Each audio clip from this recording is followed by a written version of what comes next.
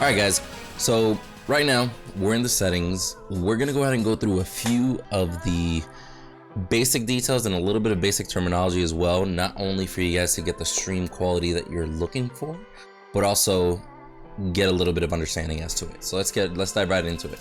Alright, so first we're gonna go ahead and go into the advanced tab here, and immediately the first thing that you're gonna see is gonna say general and then process priority. Basically this is simply how much attention your Streamlabs OBS or OBS, whichever you're using, is actually going to be getting from your PC, how much priority it's going to be getting.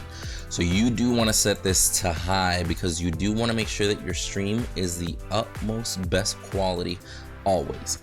Now next, we're going to go ahead and navigate over to the output tab. Now under the output tab, there's two simple ways you can do it. There is the simple option and the advanced option. Now, at least for the purpose of this video, we're gonna go into the advanced options because I know you guys want absolute best settings possible. We're gonna go ahead and go to the stream tabs here. Now, under the encoder option, you're gonna go ahead and select software x264 if you do have a powerful CPU or a separate streaming rig.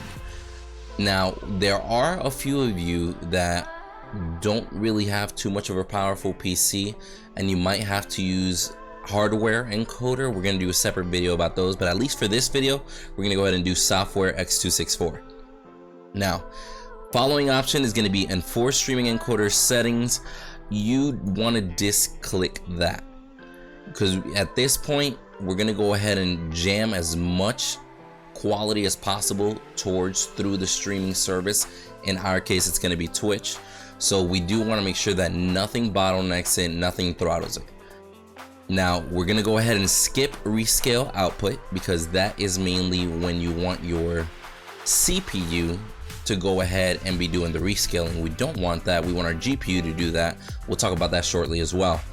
We're gonna go ahead and go to rate control, CBR. Basically, that simply means that for the bit rate, which is, long story short, the amount of quality that you're sending, the pixels that you're sending and everything, we're gonna set it to a constant bit rate. So whichever bit rate we choose, our program is going to always try to keep the bit rate at that specific number.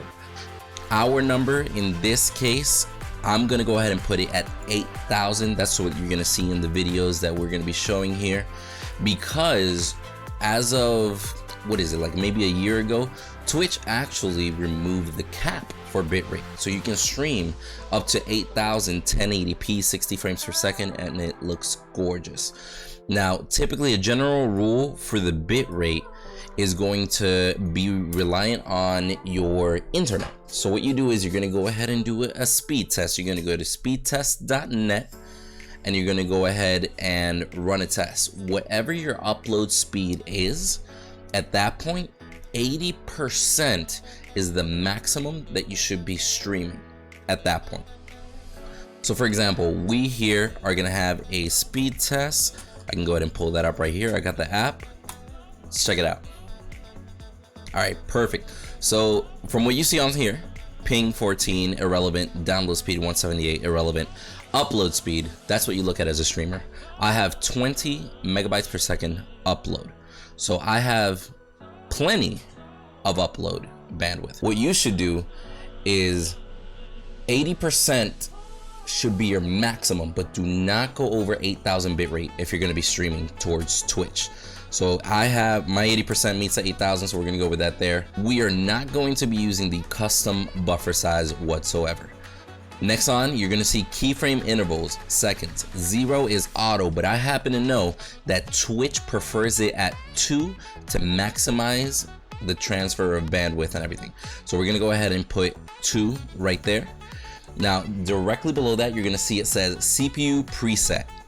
And it says higher, less equals less CPU. Long story short, the faster this preset is, the less of your CPU it's gonna use. So if you have a weaker CPUs, you can switch it towards super fast, ultra fast, but be mindful, the faster it's going, the less quality you're gonna get. The slower it's going, the better your quality gets, but be mindful, if you're streaming and gaming from the same PC, I do not recommend anything slower than very fast.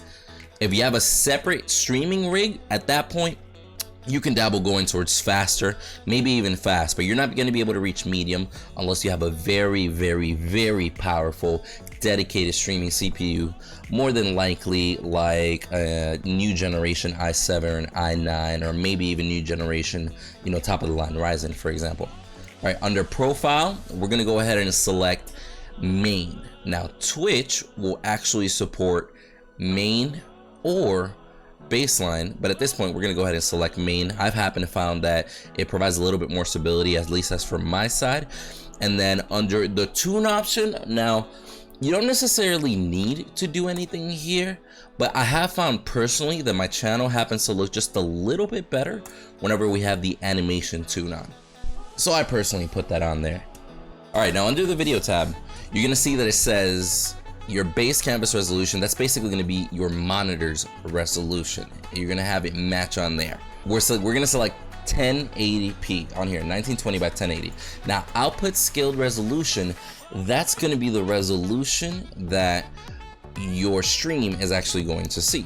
So for this purpose, since we're going for the max quality possible, we want your stream to be able to see everything. We're going to go ahead and leave it at 1080p because that's going to match the 8000 bit rate.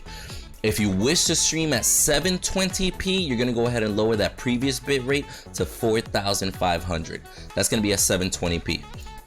Now, if you are doing downscaling towards 720p or any other resolution, you're going to go ahead and choose one of these three options: bilinear, bicubic, or Lanczos. Now, be mindful that the more samples included, the better the quality is going to look. So at this point, we're going to go ahead and choose Lanczos because we're going for the absolute best quality. Now, if you chose 1080p like I did for output scaled, your downscale filter will not be used. Be mindful of that.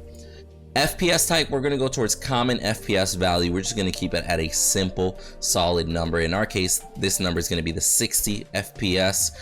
Pretty traditional. Most monitors out there can only see 60 FPS, especially Twitch only outputs 60 FPS. So we're going to go ahead and leave that on there. Onto the stream tab. Now, under stream, you're going to first, of course, under stream type, you're going to select streaming services because that's what we want to do. We want to stream. Directly below that, it's going to say service. I'm personally going to pick Twitch. That's where I stream to Wednesday through Sunday. You can choose whichever as you see fit, but I personally am going to do Twitch. Now, here's a very important thing. If you do not know where your closest server is located, you typically would select auto. Typically, you want to go ahead and select the closest server to you because that's who you're going to have, number one, the less delay, number two, normally the best quality. So I know for a fact that for me, my closest servers are Atlanta and Miami. I happen to get about the same signal to both, so I personally choose Miami, and you do paste your stream key directly right below here in order to go ahead and get that stream going. Now under audio, very simple. Audio isn't too much to worry about, but you'd be surprised how sometimes the slightest bit of difference will make a huge impact on your stream. So as for sample rate, we're going to go ahead and choose the 48 kilohertz simply because we want not only our video quality to be on point, but our audio quality as well. For channels, we're going to go ahead and leave it on stereo. Now you can select it all the way to 7.1 surround sound. That's going to depend on, you know, like accessibility for users and whatnot.